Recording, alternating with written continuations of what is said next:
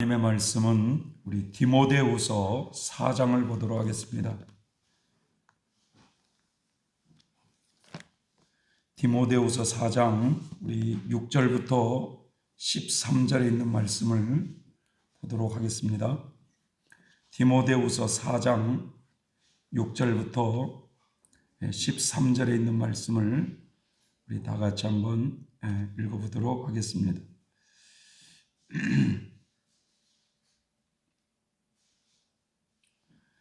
디모데후서 4장 6절부터 13절 다 같이요. 시작. 관제와 같이 벌써 내가 부음이 되고 나의 떠날 기약이 가까웠도다. 내가 선한 싸움을 싸우고 나의 달려갈 길을 마치고 믿음을 지켰으니 이제후로는 나를 위하여 의의 면류관이 예비되었으므로 주 곧 의로우신 재판장이 그날에 내게 주실 것이니 내게만 아니라 주의 나타나심을 사모하는 모든 자에게니라. 너는 어서 속히 내게로 오라. 데마는 이 세상을 사랑하여 나를 버리고 데살로니가로 갔고 그레스게는 갈라디아로 디도는 달마디아로 갔고 누가만 나와 함께 있느니라. 내가 올 때에 마가를 데리고 오라. 저가 나의 일에 유익하니라. 두기고는 에베소로 보내었노라. 네가 올 때에 내가 드로아 가보의 집에 둔 겉옷을 가지고 오고 또 책은 특별히 가죽 종이에 쓴 것을 가져오라. 21절 22절 다 같이 한번 더 읽어보겠습니다. 시작. 겨울 전에 너는 어서 오라. 우블로와 부데와 리노와 글라우디아와 모든 형제가 다 내게 문안하느니라. 나는 주께서 너의 심령에 함께 계시기를 바라노니 은혜가 너희와 함께 있을지어다. 아멘. 주님의 은혜가 이 자리에 있는 모든 에게 함께 하시길 기원합니다. 오늘 설교 제목은 겨울이 오기 전에 라는 말씀입니다. 나무에 달려있는 이 낙엽들이 우수수 떨어지는 모습을 보면 겨울로 들어가는 것이 점점 우리는 느껴짐을 봅니다. 우리 식물이나 동물들을 보면은 저마다 추운 겨울을 대비하기 위해서 이 월동 준비를 하는 모습을 볼 수가 있습니다. 이 월동 준비라고 하는 것은 추운 겨울을 지내기 위한 준비인 것입니다. 준비. 사람들이 이제 옷장에서 두터운 겨울옷을 꺼내놓기도 하고 겨울에 먹을 음식을 준비하기 위해서 곳곳에서 김장들을 하는 모습을 보게 됩니다. 오늘 우리 교회도 예배를 마치고 점심을 먹고 김장을 하려고 그래요.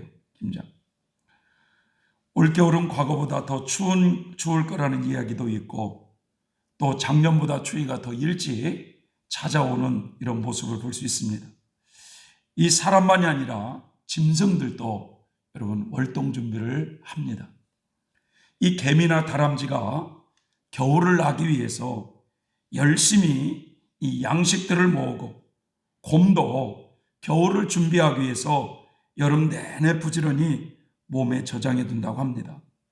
이 개구리나 뱀들도 이제 긴 겨울잠을 자기 위해서 몸속에 영양분을 가득 쌓아두고 있는 것을 볼 수가 있습니다.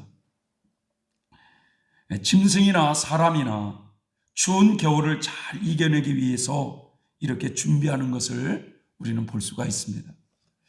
여러분, 흔히 이 겨울이라고 하는 것은 우리가 겨울을 생각할 때 어떤 생각을 합니까? 춥잖아요. 어떻게 보면 이 겨울은 고난과 관련이 있습니다. 시련의 계절과 관련이 있는 계절이에요. 그래서 우리가 이렇게 꿈을 꾼다든지 또 이렇게 어떤 기도를 할 때 그런 환상이 보인다든지 그럴 때 꿈을 꾸는데 주변이 하얗게 눈이 쌓여있는 곳을 그 눈을 맞으며 걸어간다든지 아니면은 얼음이 얼려있는 그 빙판길을 걸어간다든지 아니면 비가 그렇게 내리는데 비를 맞고 그렇게 간다든지 이런 모습을 봤다면 환경 자체가 굉장히 지금 어려운 환경에서 그런 그 길을 가고 있는 모습을 보여주는 것입니다. 이처럼 겨울은 고난의 때, 시련의 때를 생각하기 때문에 그 때를 잘 준비하려는 것이죠. 여러분, 개미와 배짱이의 우화를 잘 알고 계시죠? 개미와 배짱이. 네? 이 개미는 여름철 내내 열심히 땀을 흘리면서 일을 합니다. 자, 개미가 그토록 열심히 일을 하는 이유는 다가올 겨울을 대비해서 양식을 모으기 위해서예요. 반대로 배짱이는 뜨거운 여름날 동안 늘 허구한 날 기타만 들고 다니면서 그렇게 노래를 부르며 편안한 나날을 보냅니다. 근데 시간이 흘러서 이제 겨울이 찾아옵니다. 그런데 이 개미는 여름에 모아놓은 양식으로 추운 겨울에도 걱정이 없어요. 하지만 이 배짱이는 그 매서운 추위와 함께 굶주림과 싸워야만 했습니다. 이 개미와 배짱이의 이 이야기의 핵심은 이 고난을 대비하는 지혜랬다는 거예요. 지혜. 추운 겨울이라고 하는 이 고난을 대비하는 지혜를 우리에게 교훈해주고 있는 것입니다. 여러분, 성경도 수많은 이야기를 통해서 우리에게 고난이 있을 것을 대비하라고 말씀하고 있습니다. 이 세상의 삼라만상이 여름이 가면 가을이 오고 가을이 가면 겨울이 오듯이 우리 각 개인의 인생뿐만 아니라 인류 역사도 여러분 평안할 때가 있는가 하면 환란의 때가 있다는 걸 우리는 알고 인생을 살아야 됩니다. 우리의 각 개인의 인생을 한번 뒤돌아보세요. 웃을 날도 있었지만 눈 오는 날도 있었잖아요. 그래서 우리 인생이 저 하늘과 같이 비교한다고 그래요. 하늘. 맑은 날도 있었지만 그렇게 흐리고 비가 오고 천둥이 치고 그런 날도 있다는 거예요. 그래서 전도서 7장 13절 14절을 보면 하나님이 하시는 일을 너희는 생각해 보라. 하나님이 구부려 놓으신 것을 누가 펼 수 있겠느냐. 좋은 때에는 기뻐하고 어려운 때에는 생각하여라. 하나님이 이 두 가지를 너희 인생에게 병행하게 하사 사람으로 그 장래일을 능히 헤아리지 알지 못하게 하셨느니라 라는 말씀이 있어요. 하나님께서 우리 인생에게 행하시는 것을 너희 한번 깊이 생각해서 한번 보라. 하나님은 우리 인생에게 언제나 좋은 날만 주시지 않았다는 거예요. 그렇다고 언제나 고난의 날만 주시지 않았다고 말씀하십니다. 이 좋은 때와 이 고난의 때를 병행하면서 우리 인생을 이끌어 가시는 하나님이시라는 거예요. 그러게 내 인생이 언제나 좋은 날만 있는 것도 아니고 그렇다고 언제나 고난만 있는 것이 아니기에 좋은 날이 오면 기뻐하고 하나님께 감사할 줄 알고 어려운 때가 오면 자신을 더 깊이 돌아보라고 말씀하십니다. 하나님은 우리 인생을 향해서 찾아오는 이 고통의 일을 피할 방법을 알려주기보다는 우리가 그 고난 속에서 잘 이겨낼 수 있는 힘을 주시며 우리와 언제나 함께 해주시겠다고 약속하시는 분이십니다. 우리는 인생을 살아가면서 이 고난의 때를 만나는 것은 마치 우리 모두가 숨을 쉬는 것처럼 모든 사람에게 공통된 거예요. 공통된 거. 그런데 이 모든 사람이 다 같이 겪는 이 고난에서 모두가 동일한 삶을 살고 있지는 않습니다. 그 이유는 무엇일까? 그 해답은 이 개미와 배짱이에서 찾아볼 수 있어요. 개미는 고난이 반드시 올 거라는 걸 알고 있었어요. 그래서 자신의 노력을 다해서 다가올 그 고난을 이겨낼 수 있다고 하면서 미리미리 준비하는 반면 배짱이는 다가올 고난에 대해서 전혀 의식 없이 준비하지도 않고 살았습니다. 내 인생에 고난이 다가올 것이라는 것은 상상도 못하고 그것을 위해서 준비하는 사람이 있는가 하면 그렇지 않고 그저 인생을 막 사는 준비 없이 막 사는 이런 사람이 있을 때 여러분 정작 고난의 때가 임할 때는 천지 차이라는 걸 우리는 알 수 있습니다. 잠언서 6장 6절 이하에 보면 참 이 게으른 자야 개미가 하는 것을 잘 보고 지혜를 얻으라. 여름에는 먹이를 준비하고 추수 때에는 그 음식을 본다 하면서 너는 바로 개미에서 그 지혜를 얻으라 라고 말씀을 하고 있어요. 여러분 성경은 이 마지막 때가 되면 많은 고난이 있을 것을 우리에게 경고하고 있습니다. 디모데후서 3장 1절 이하에 보면 그 종말의 때에는 사람들이 자신과 돈을 사랑한다고 그래요. 이 마지막 때가 되면은 자기밖에 모르는 거죠. 자기밖에. 그리고 돈밖에 모르는 거예요. 또 교만하다는 거예요.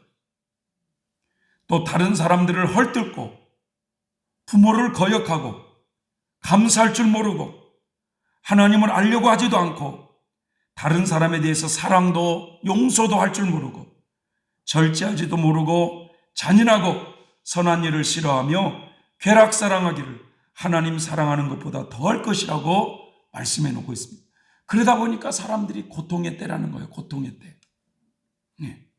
여러분, 서로 우리가 한 가정 안에서도, 교회 안에서도, 한 직장 안에서도 우리가 어울려 같이 공동체로 살다 보면 남을 용서할 줄도 알고 사랑할 줄도 알고 배려할 줄 알아야 여러분 그 공동체가 건강해지는데, 자기만 알고 돈만 알고 희생할 줄 모르고 그러면 남을 헐뜯기나 하고 용서할 줄 모르면 그 공동체가 어떻게 되겠어요?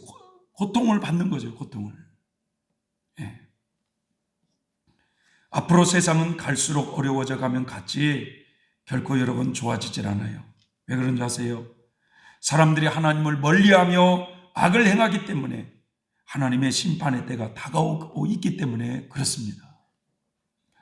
하나님은 죄악으로 가득 찬 이 세상을요 결코 묵고하지 아니하고 심판의 계획을 가지고 있다는 걸 우리는 알고 살아야 되는 거예요. 노아의 때와가 그랬듯이, 소돔과 고모라 때가 그랬듯이 하나님은 죄악으로 가득 찬 이 세상을 심판할 계획을 가지고 계시는데, 마태복음 24장 21절에 보면 이는 그때에는 큰 환난이 있겠습니다. 창세로부터 지금까지 이런 환난이 없었고 후에도 없으리라. 그때에는 큰 환난이 있을 거라는 거예요. 누가복음 21장 35절에도 이날은 온 지구상에 거하는 모든 사람에게 임하리라.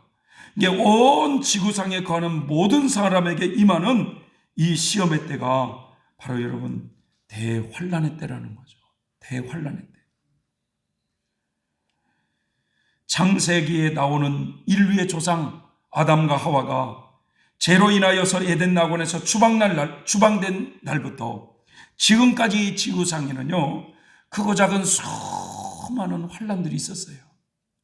제1차 세계대전, 제2차 세계대전, 또 십자군 전쟁, 우리 한국의 6.25 전쟁, 아프리카 여러 나라에 일어나는 기근 재앙, 중세 유럽의 흑사병, 또 중동의 전쟁, 이라크 전쟁, 세계 곳곳에서 일어나는 전염병, 지진, 쓰나미, 이와 같은 환난은요 온 지구상에 일어나는 환난은 또 아니었어요.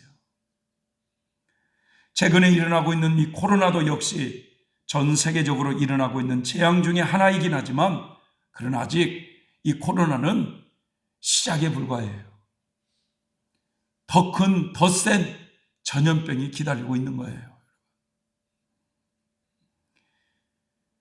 1984년에 러시아의 톰보 도시 상공에 이 하나님의 종말론적인 글씨가 새겨졌는데, 그 9가지 글씨가 있어요. 그게 바로 이 마지막 때에 대한 주님의 메시지입니다. 선으로 악을 이겨라. 선으로 악을 이겨라. 내 백성의 겨울이다 라고 그랬어요. 내 백성의 겨울이다. 지금은 회개의 때이다. 나의 구원에 유의하라. 회개의 열매를 맺도록 하라. 용기를 가지고 담대하라. 내가 속해 올 것이다. 상을 가지고 올 것이다. 단 하나의 선한 심령도 악한 심령 가운데 머무르지 않게 될 것이고, 단 하나의 악한 심령도 선한 심령 가운데 머무르지 않게 될 것이라고 하면서 이 마지막 때 철저히 하나님은 하나님의 자녀와 불신자들을 구별시키시겠다고 말씀하고 있어요. 여러분, 대환난은 내 백성의 겨울이다 라고 말씀하고 있어요. 그리고 그날은 회개의 때라고 말씀하고 있어요. 그렇습니다. 하나님께서 왜 이 대환란의 때를 준비하고 계시느냐? 하나님을 거부하는 불신자들에게는 심판의 때요 멸망의 때지만 하나님의 자녀들에게는 여러분 그 환란이 결코 멸망과 심판의 때가 아니라 그 환란을 통하여서 죄로 인하여 불순해진 우리를 정화시키고자 하는 하나님의 구원 계획이 있다는 거예요. 지금까지 우리가 인생을 살면서 구원받는 하나님의 백성으로 인생을 살면서 예기치 않는 연단을 받는 이유가 뭡니까? 여러분, 죄로 인해서 불순해진 우리를 정화시키고자 하는 하나님의 구원 계획인 것입니다. 그러기에 그때는 하나님의 백성들이 마치 겨울을 맞이하는 것과 같이 큰 어려움을 맞아요. 우리가 코로나가 일어나도 여러분 불신자만 당하는 게 아니지 않습니까? 우리 신자들도 코로나 시대에 다 어려움을 당하고 마스크를 써야만 되고 막 잘 모이지 말라고 그러고 어려움을 당하잖아요. 여러 가지 경제적인 어려움을 당하고. 그러나 그때에는 여러분 우리가 이 환란의 때는 회개의 때라는 걸 우리는 의식해야 돼. 회개의 때구나 이게.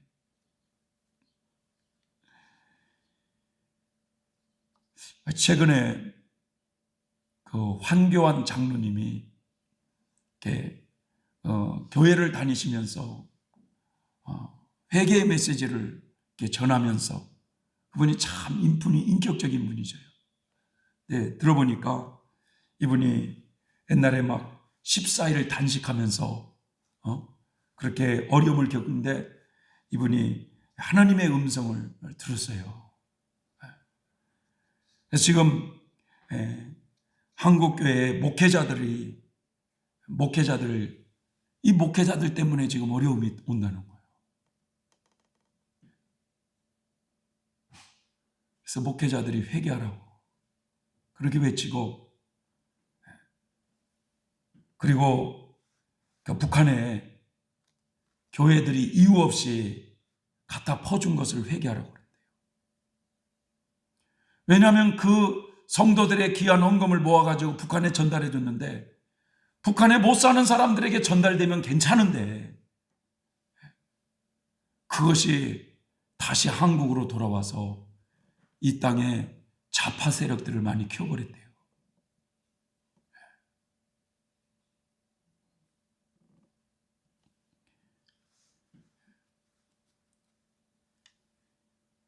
영적 스승님이셨던 공 선생님은 이 대환란을 공중 목욕탕에 비유를 했어요. 공중 목욕탕. 목욕탕에 뜨거운 물을 탁 받아놓고 수많은 사람들을 그 목욕탕에 들어가게 해서 죄로 인해서 찌들은 우리 영혼의 더러움을 씻는 때가 대환란이다. 이렇게 표현을 해주셨어요. 우리가 여러분 목욕탕에 가면은 처음에 그 뜨거운 물에 바로 들어갈 수 있어요, 없어요? 막 뜨거우면 막 피부가 못 견뎌요. 이러잖아요, 막. 뜨거운 그 목욕탕에 물을 받아놓고 거기에 집어넣어서 죄로 찌들은 우리 영혼을 벗기시겠다는 거예요, 하나님이. 그러게 이 고난의 때를 우리가 잘 준비하기 위해서는 무엇보다도 여러분 회개 생활을 잘 할 수 있는 일꾼들로 우리가 준비돼야 돼요. 회개 생활. 우리가 죄를 범하면 그것 때문에 안타까운 마음으로 회개하는 시간을 많이 가져야 돼요. 길을 가면서도 밥을 먹으면서도 일을 하면서도 여러분 회개를 잘 해야 됩니다. 주님, 왜 또 제가 그런 말을 해서 그 사람에게 마음을 아프게 했을까요? 주님은 저 때문에 이렇게 십자가의 고통을 받으셨는데 저는 오늘 또 실패했습니다.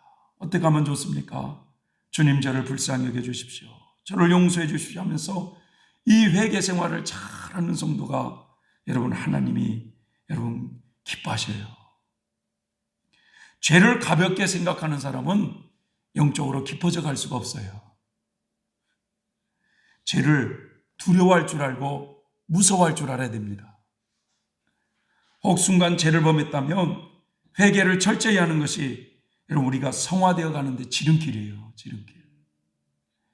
그래서 공 선생님은 1년에 부흥회 때만 회개할 것이 아니라 주일날 한번 와가지고 그냥 잘못했습니다 회개할 것이 아니라 선생님의 말로 표현하자면 분초마다, 분초마다 회개를 하라고 그래요. 분초마다.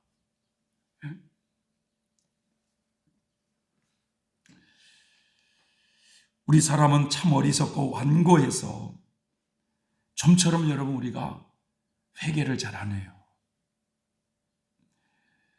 그렇게 오래 예수님을 믿고 신앙생활에서도 남편하고 틀어지면 몇 개월 가는 거야, 그것이. 몇 개월.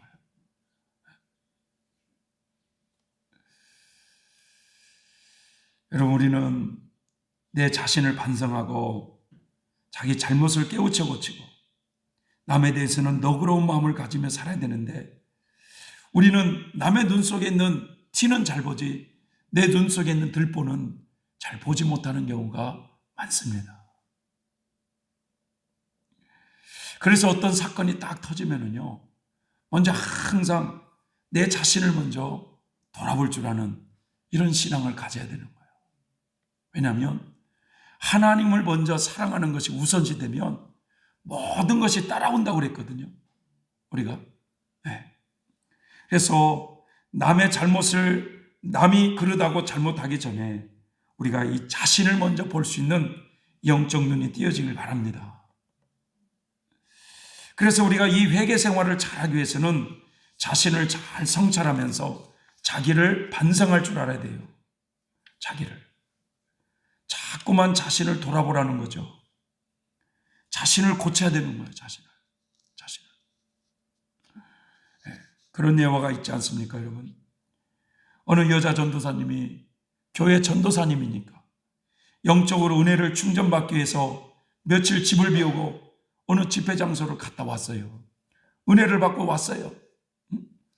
전도사님 입장에서는 사역을 감당하는 사람이기 때문에 영적으로 충전도 할 겸 그런 은혜 받고 갔다 오게 되었는데, 문제는 남편 되는 부인이 며칠씩 집을 비우니까 심하게 화가 나가지고 핍박을 했던 모양이에요.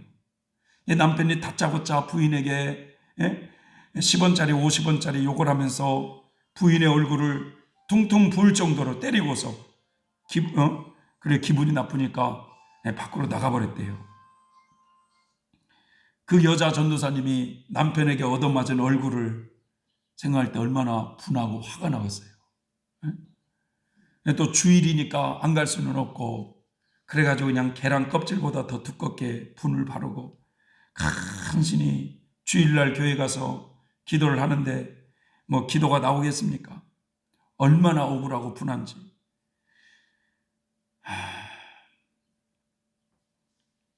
하나님, 내가 하나님만 아니면 다 끝냈습니다. 내가 하나님 때문에 지금까지 참고 살지, 그러면 저 가만히 있지 않습니다. 막 하나님 앞에 따지듯이 막 그렇게 기도를 하는데 하나님은 네가 잘못했느니라, 네가 잘못했느니라, 이렇게 그러다고 하잖아요. 물론 남편이 잘못한 것이 사실인데, 그런데도 하나님은 네가 잘못했느니라 라고 그렇게 말씀을 하시대요. 근데 이 전도사님이 자아가 덜 깨진 사람이라, 하나님, 지금 누가 잘못했다는 겁니까? 나는 잘못한 거 없습니다 하면서 막 따지듯이 이 얘기를 했다는 거예요. 그래도 하나님은 인자하게 네가 잘못했다, 네가 먼저 용서를 빌려라 라고 그러시더래요. 그래가지고는 너무 억울하게 집에 돌아와 보니까 남편이 잠을 자고 있어서 너무너무 답답하니까, 남편이 잠자고 있는데 그 발에 가서 막 질질 짜고 울고 있으니까 남편이 갑자기 왜 울어? 라고 하니까요, 때는 이때다 해가지고 남편의 발을 잡고 내가 잘못했다고, 내가 잘못했다고. 그래가지고는 남편이 무슨 소리야, 내가 잘못했지 하면서 그렇게 해서 풀어졌다는 내용이 있습니다.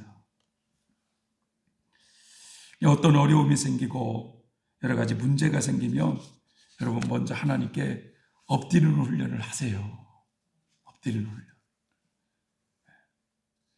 그러면서 이제 자신을 성찰해 보면서 내가 기도를 게을리했구나, 내가 사랑이 부족했구나, 내가 좀 더 덕이 부족했구나 하면서 자꾸만 자기를 회개할 줄 알아야 여러분 이게 우리의 옛사람은 하나하나 벗겨지면서 성화의 길로 나아가는 길 아니겠습니까?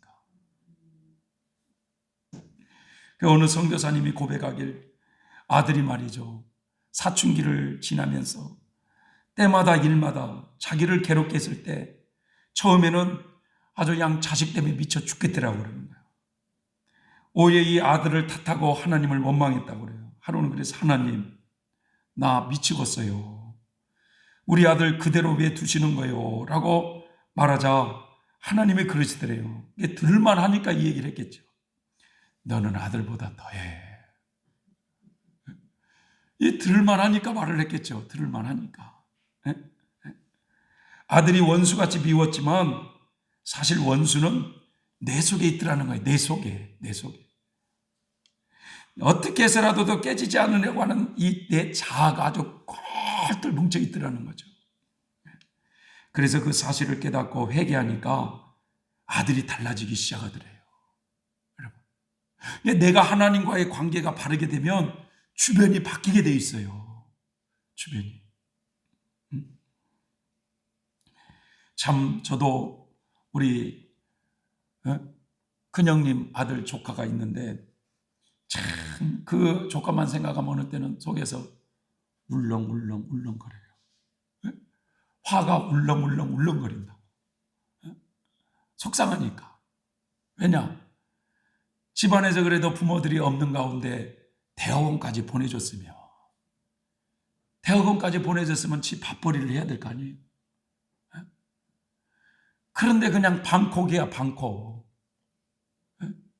그리고 좀 엄마가 무슨 말하면 그냥 누나를 부르뜨고 그냥 엄마를 잡아먹으려고 하고.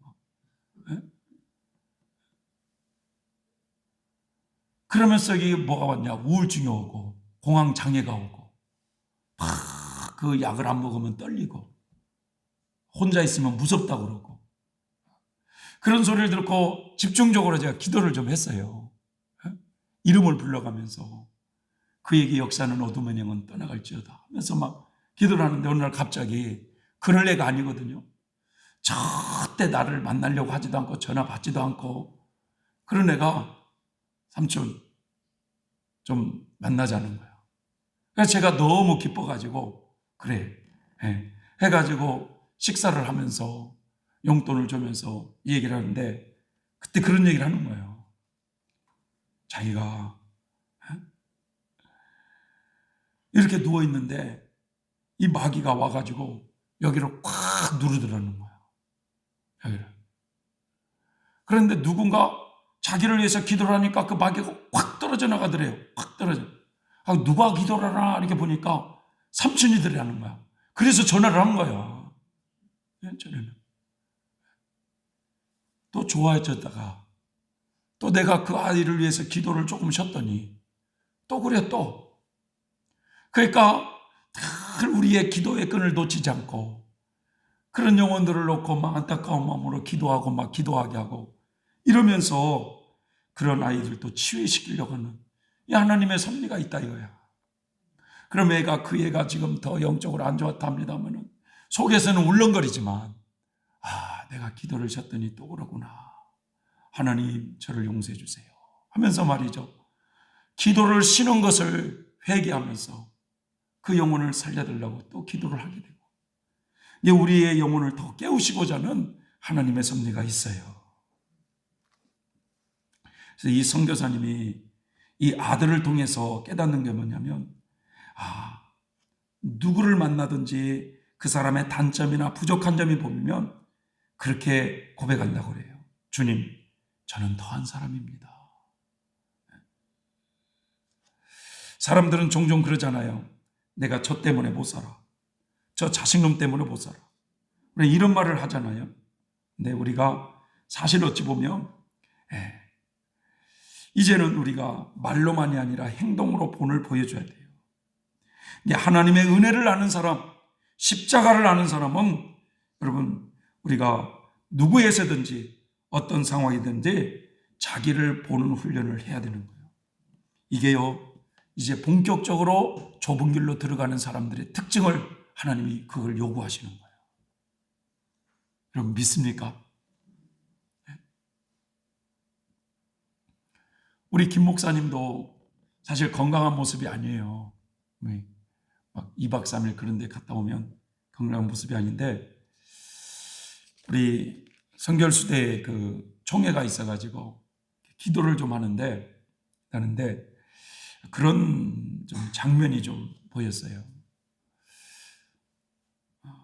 우리 예수님이 공 선생님을 어디로 이렇게 데리고 가셨으면서 우리 김경덕 목사님이 예수님을 믿으면서 일평생 하나님 앞에 올려드린 그 기도가 여러 기도가 있는데 그 중에 하나를 뽑으시라, 이렇게 이제 공 선생님한테 얘기를 한 거예요. 예수님이.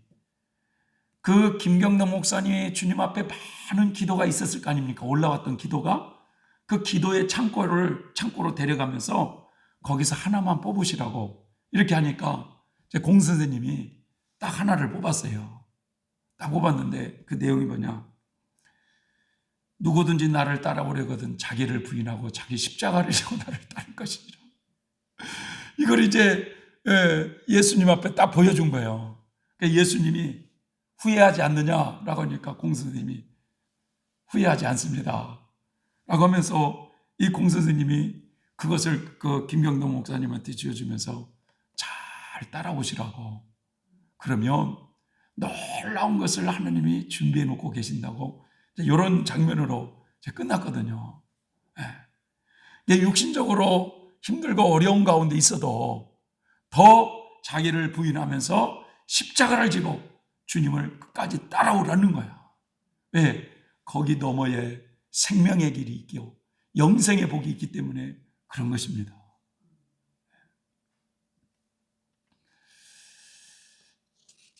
여러분, 우리는 이 대환란의 때는요, 회개 때예요. 내 백성의 겨울을 맞이하면서 회개 때니까 우리가 그런 순간순간 회개 생활을 잘 해야 되고, 더 나아가서 이 대환란의 때는요, 악을 선으로 이기는 때예요. 악을 선으로 이겨야 되는 때. 그러기에 우리는 어떤 사람이 나에게 악을 해도 악으로 악을 갚지 말고 선으로 이기는 훈련을 해야 돼요. 선으로. 믿습니까, 여러분? 괜히 말이죠. 운전을 이렇게 하고 가는데 막 어떨 때는 막 빠박하게 아주 그냥 정신 나간 사람이 있어요. 막 갑자기 확 끼어들고 팍 가버리는 사람이 있는가 하면 막 하면 운전을 하고 있는데 옆에서 그냥 큰 트럭이 빵 소리를 막 하면 막 깜짝 놀래가지고, 누가 운전하시나 눈을 까보면 어떻게 될까요? 큰일 나요, 여러분. 그냥 가세요. 그냥 이렇게 해야지 큰일 납니다, 여러분. 왜 그런 줄 아세요? 여러분, 지금은 세상 자체는 악하기 때문에 그 악한 것을 악하다고 얘기하면은요, 더 눈을 부라렸대요. 선으로 이기는 훈련을 해야 돼요. 일본의 복음 전도자 마스자키 소도이코 이 부인의 이야기가 있어요. 이 마스자키는 일본의 복음 전도자로서 여러분 하천풍원의 제자입니다. 20세기의 3대 성자 중에 한 분이 하천풍원의 제자예요. 근데 이분이 자살미수, 동반 자살을 꾀하다가 죽지 못하는 사람들, 알코올 중독자, 요양 환자, 이런 분들의 문제점을 많이 안고 있는 사람들을 여러분 보호해주고 그런 사역을 한 사람이었어요. 그런데 여러분, 그 사역을 도왔던 부인은 얼마나 힘들겠습니까? 여러분, 웬만한 여자는 못 산다고 아마 도망갔기도, 젠작 도망갔을 거예요. 어느 하루는 이 남편이 농촌 순회 강연을 간다고 집을 비웠어요. 그런데 이 남편이 어디를 가면 항상 부인은요, 남편이 어디를 갔다가 이제 간다고 얘기를 하고 언제 온다고 하면은 부인이 항상 이 항구에 나가가지고 남편을 맞이했다고 그래요. 남편을. 참, 우리 유미선 집사님은 남편을 항상 직장에 가가지고 모셔오잖아. 그렇게 그렇게 남편이 어디를 갔다 오면은 한국까지 나가가지고 그렇게 그 남편을 그렇게 마중하신다고 하는데, 어느 날 하루는 항상 마중 나오는 그 부인의 모습이 그 한국 부두에 보이질 않는 거예요. 그래, 무슨 일이 있나 생각하고 집으로 돌아오니까 여보, 내가 왔어 라고 부인을 불러도 대답이 없는 거예요. 아무래도 이상해서 안방으로 들어가서 부인을 보니까 부인이 이불을 칵 뒤집어 쓰고 얼굴도 내미지 않고 있는 거예요. 그래가지고 이 남편이 무슨 일이 있었어 라고 되물어도 대답이 없어가지고 부인의 얼굴을 이렇게 들여다보니까 오른쪽 뺨이 퉁퉁 부어있고 이빨 2개가 부러져 있는 거예요. 그러니까 이 남편이 집을 비우는 동안 늘 돈을 구걸하러 오던 A라는 사람이 찾아와가지고 술값을 달라는 거예요. 술값을. 그래가지고 자기가 가지고 있는 것 60전을 털어주었더니 이걸 돈이라고 주냐고 하면서 폭행을 가해가지고 그 마스자케 부인의 얼굴을 그렇게 멍들게 하고 이빨 2개를 불어놨더라고요. 우리 같으면 아마 낯들고 찾아갔을 거예요. 낯들고.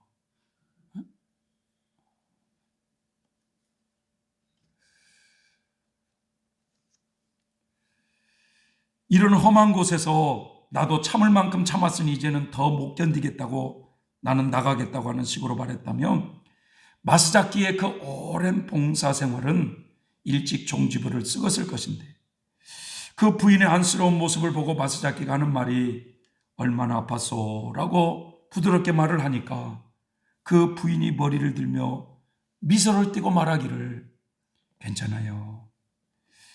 이 정도밖에는 아무것도 아니에요. 예수님의 고통을 생각한다면 아무것도 아니에요 하면서 그렇게 말씀을 하시더래요. 이 마스자키가 복지사업 공로자로 이 일본 천황의 표창을 받고 초대를 받을 때 이 마스자키가 그 자리에서 천황에게 그런 얘기를 했다고 합니다. 이 영광 뒤에는 집에서 말없이 봉사해준 아내가 있습니다. 나는 그 아내의 모습을 잊을 수가 없습니다. 이 기쁨과 이 영광의 절반을 아내에게도 나누어주고 싶습니다 라고 말을 했더니 천황이 그 소리를 듣고 고개를 끄덕이더래요.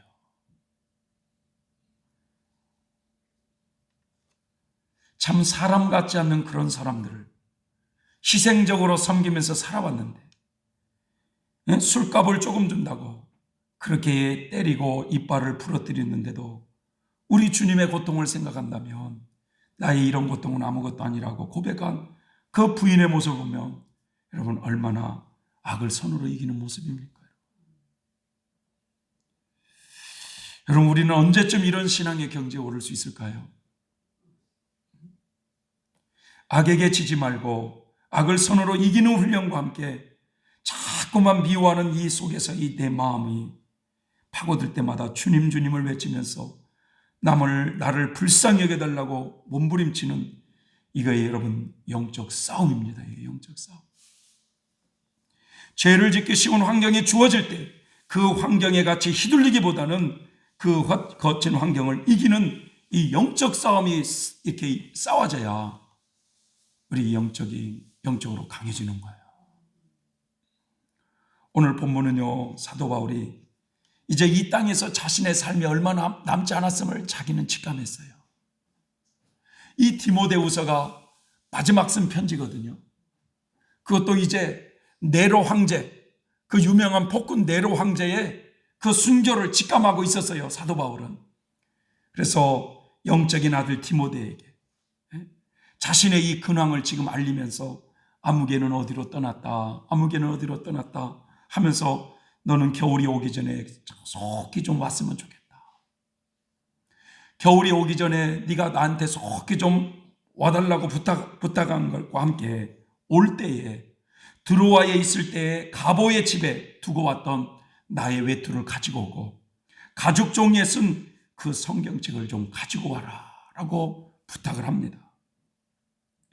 사도 바울이 하나님의 복음 때문에 그렇게 핍박을 받고 로마 감옥에 갇혀 있을 때에는 이미 어찌 보면 여러분 인생의 겨울인 노년기에 접어들어 있었고 자연의 계절로는 이제 겨울을 앞둔 그런 시기였습니다.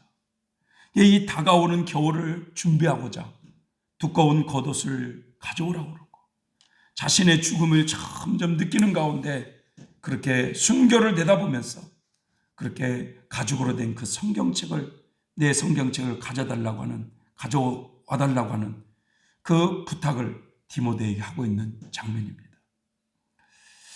여러분, 사람은 누구나 우리가 현실에 충실하게 살아야지만 앞으로 다가오는 미래의 시간도 우리는 준비하는 그런 현명함이 있어야만 되겠습니다. 겨울이 오기 전에 월동 준비를 다 하는 것처럼 우리에게도 신앙의 월동 준비를 잘하는 성도들이 되시길 주의 이름으로 부탁을 드립니다. 기도하겠습니다. 고마우신 하나님 아버지, 은혜와 사랑에 감사드립니다. 모든 만물이 이제 이 추운 겨울을 준비하기 위해서 월동 준비를 하고 있는 모습을 봅니다. 개미에게서 우리가 교훈을 얻게 하여 주시고 신앙의 월동 준비도 잘하는 지혜로운 자들이 되게 해 주시옵소서. 예수님의 이름으로 기도 올려옵나이다. 아멘.